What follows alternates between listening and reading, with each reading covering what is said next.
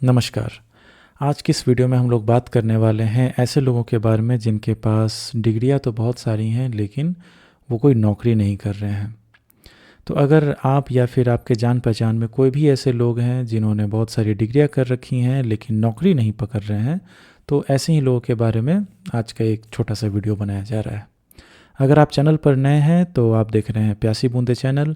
यहाँ professional life, personal life, परिवार, समाज, देश दुनिया के किसी भी टॉपिक पर बातचीत होती है। और अगर आप हमसे बात करना चाहते हैं तो डिस्क्रिप्शन में दिए हुए लिंक को चेक कीजिए।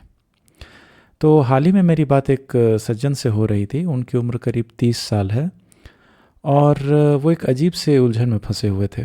प्रॉब्लम ये है कि उन्होंने कई सारी डिग्रियां कर रखी हैं। अगर साफ साफ बोला जाए तो करीब 6 डिग्रियां उन्होंने कर रखी हैं। आर्ट्स के स्टूडेंट थे वो अपने ज़माने में। तो बीए भी कर रखा है, डबल एमए कर रखा है, बीएड भी है, एमएड भी है, बहुत कुछ कर रखा था उन्होंने। लेकिन दिक्कत ये आ रही थी कि अब वो सरकारी नौकरी के चक्कर में पड़े हुए थे। कभी पेपर लीक हो जाता है, कभी कुछ हो जाता है, नौकरी उन्हें नहीं मिल रही थी। तो इसी बातचीत में मैंने उनसे पूछा कि आखिर आप प्राइवेट नौकरी की तरफ क्यों नहीं जा रहे हैं। आखिर प्राइवेट में तो जब आप इतने पढ़े लिखे हैं और बातचीत से ये भी लग रहा है कि आप काफ़ी होशियार हैं, तो कहीं ना कहीं आप एक अच्छी खासी प्राइवेट नौकरी भी कर सकते हैं।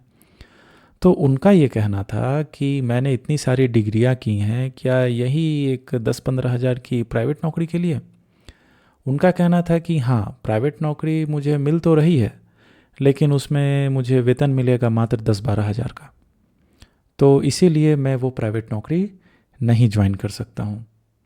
मुझे चाहिए एक शानदार सरकारी नौकरी, और अगर प्राइवेट नौकरी ही चाहिए तो वो चाहिए कम से कम 50,000 वेतन वाली। अब जब ऐसे टॉपिक पर चला गया बात कि कम से कम 50,000 की ही उन्हें प्राइवेट नौकरी चाहिए, तो मैंने उन्हें एक एग्जांपल दिया था जो कि आई थिंक आप भी उस एग्जांपल से काफ़ी कुछ सीख सकते हैं। वो एग्जांपल है गाड़ी का। गाड़ी चाहे वो एक बाइक हो, चाहे कार हो, गियर वाली, ऑटोमेटिक नहीं। तो अगर आपने उसे चलाया होगा तो आप एक बात जानते हैं कि उसमें अलग अलग गियर्स होते हैं। पहला गियर, दूसरा गियर, तीसरा गियर, इस तरह से। और हर गियर पर गाड़ी एक अलग स्पीड पर चलती है अपने इंजन के हिसाब से। तो कहीं ना कहीं ऐसे लोगों के साथ एक प्रॉब्लम ये हो जाती है कि जब वो कई सारी डिग्रियां ले लेते हैं तो एक तरह से वो उन्होंने अपने आप को अपग्रेड कर लिया है। वो अब छोटी मोटी गाड़ी नहीं रहे हैं, वो अब टॉप क्लास की गाड़ी बन गए हैं, जिसकी उनके हिसाब से वो ये सोचते हैं कि अब मैं एक बहुत ही अच्छी क्वालिटी का पर्सन हूँ। अगर गाड़ी के इक्विवेलेंट में बात किया जाए तो मैं एक बहुत ही अच्छी क्वालिटी की गाड़ी हूँ। मेरा टॉप स्पीड है 300 किलोमीटर प्रति घंटा। तो मैं आखिर 10-20 के स्पीड पे क्यों चलूँ। चलो ठीक है, मैं 300 के हिसाब से चलने वाला गाड़ी हूँ, उतना मेरा टॉप क्वालिटी का इंजन और सब कुछ हो गया है। तो फिर चलो मैं 150-200 के स्पीड पे भी चल लूँगा, अगर 300 के स्पीड पर मुझे चलने लायक रोड नहीं मिल रहा है तो। लेकिन मैं 10-20 के स्पीड पे क्यों चलूँ। कुछ इस प्रकार से उनकी सोच हो जाती है।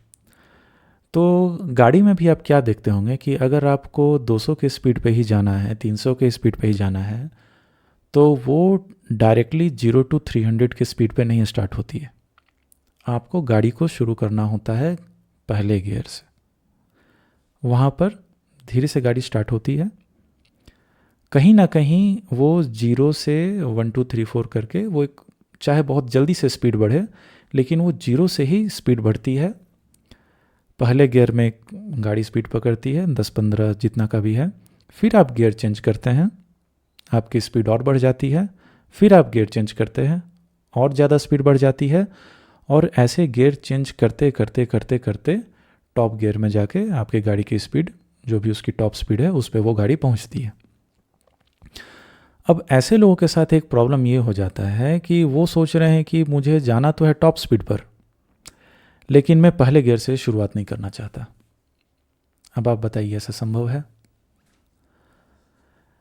कहीं ना कहीं ये बात समझाने में भी बहुत प्रॉब्लम होती है लोगों को, क्योंकि उनके अंदर जो एक बैठा हुआ ईगो है कहीं ना कहीं, क्योंकि वो जब इतने साल इतनी कड़ी मेहनत से पढ़ाई कर रहे थे तो उनके मन में ये सपना बैठा हुआ था कि हाँ, जब मैं इतना मेहनत कर रहा हूँ तो आगे चल के इसका मुझे अच्छा खासा फल मिलने वाला है। लेकिन अब तो वो फल मिलता नहीं है। तो ऐसे में कहीं ना कहीं ये लोग बहुत ज़्यादा अपने अंदर उस ईगो को मारने के लिए तैयार नहीं हो पाते हैं कि हाँ, उस ईगो को मार के भले ही 10-12 हज़ार की नौकरी मिल रही है, वो मुझे पकड़ना चाहिए। तो जैसा कि मैंने उन्हें भी समझाने की कोशिश की कि हाँ, आप कम से कम शुरुआत कीजिए 10-12 हज़ार की ही प्राइवेट नौकरी से। देखिए कम से कम आपको कैसा लगता है वो काम करके, उसमें आपका मन लगता है कि नहीं, आपको ऐसा उसमें अपना एक भविष्य दिखता है कि नहीं। क्योंकि मान लीजिए अगर ऐसा आपका सरकारी नौकरी नहीं हो पाया, आपका एज निकल गया, क्योंकि एज लिमिट होती है सरकारी नौकरी में, तो उस वक्त आपके लिए बहुत ही ज़्यादा मुश्किल हो जाएगा। क्योंकि कहीं ना कहीं आपको इनके बारे में एक थोड़ा सा और डिटेल्स बता दें, वो ऐसा नहीं है कि पूरी तरह से बेरोज़गार थे, वो ट्यूशन वगैरह पढ़ाते थे। लेकिन कहीं ना कहीं, और ऐसा भी नहीं कि उनकी पारिवारिक स्थिति बहुत अच्छी थी, गांव से आए थे और एक शहर में रह रहे थे, लॉज में रूम लेके शेयरिंग बेसिस पर। और नौकरी को लेकर वो बहुत ही ज़्यादा चूज़ी थे कि नहीं, या तो सरकारी नौकरी और वो भी अच्छी खासी, और नहीं तो अगर प्राइवेट तो 10-12 हज़ार की नहीं, ट्यूशन पढ़ा लूँगा लेकिन 10-12 हज़ार की प्राइवेट नौकरी नहीं, प्राइवेट नौकरी भी तो 50 हज़ार की। तो ऐसे लोगों के लिए यही संदेश है कि कहीं ना कहीं आप गाड़ी की तरह लाइफ को समझिए कि हाँ, पहले गियर से शुरुआत करते हैं, पहले अभी तो गाड़ी जीरो पर है, थोड़ा स्पीड डालते हैं 10-12 हज़ार की कमाई से, उसके बाद आपका या तो प्रमोशन होगा या फिर आप जॉब स्विच कीजिएगा तो आपका गियर चेंज हो जाएगा। 10-12 हज़ार से हो सकता है आप 20-25 हज़ार पर चले जाएं, उस पर थोड़ा गाड़ी चलाइए, उसके बाद हो सकता है धीरे धीरे एक और प्रमोशन हो जाए, या फिर आपका फिर से एक जॉब स्विच हो जाए और फिर से आपकी सैलरी बढ़ जाए, अगर आप में पोटेंशियल है तो। अगर आप जॉब ही नहीं करेंगे, अगर आप अपनी गाड़ी को रोड पर उतार कर चलाएंगे ही नहीं, तो आप बस इस भ्रम में रहिएगा कि मैं तो ऐसा आदमी हूँ जिसे कि 50 हज़ार की ही सैलरी मिलने चाहिए तभी मैं काम करूँगा, नहीं तो मैं काम ही नहीं करूँगा। इसीलिए अपनी गाड़ी को रोड पर लाइए, पहले गियर से स्टार्ट कीजिए, देखिए गाड़ी चलती है कि नहीं, और ऐसे ही धीरे धीरे आपको पता चलेगा कि आपकी गाड़ी की क्या स्थिति है, उसमें कुछ सर्विसिंग की ज़रूरत है, कोई पार्ट में कोई अगर प्रॉब्लम है तो इस हिसाब से सब कुछ क्लियर हो जाएगा आपकी आंखों के सामने आपकी लाइफ। तो आज की वीडियो में बस इतना ही, बाकी अगली वीडियो में एक और टॉपिक पर हम लोग चर्चा करेंगे। धन्यवाद।